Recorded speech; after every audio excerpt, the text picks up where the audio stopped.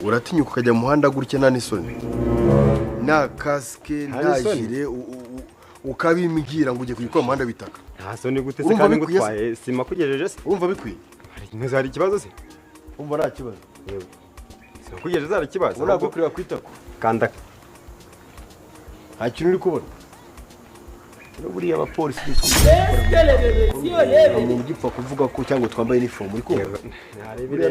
ntabwo abantu mutari seriye nkamwe tugomba kubanza kumara mu muhanda byumvikanye ubu ngubu mugiye guhita mwandikira senkani kano kanya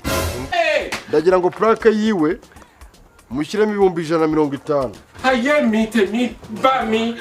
reka nze ndabe plaque nyigufotorera niko meriza hano veni bihite birangira kandi bigende mu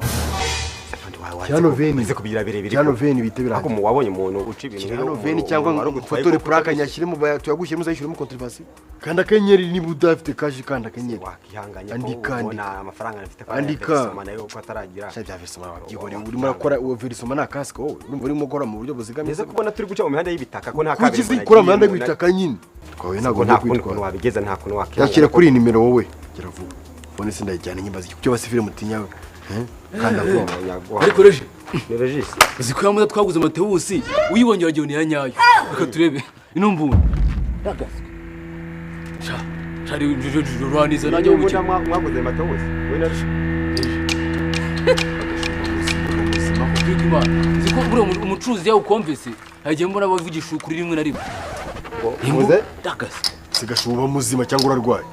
ndwa yeze iyi ni imbunda mwaguze Matewusi uzi ibintu yarankoreye umugabo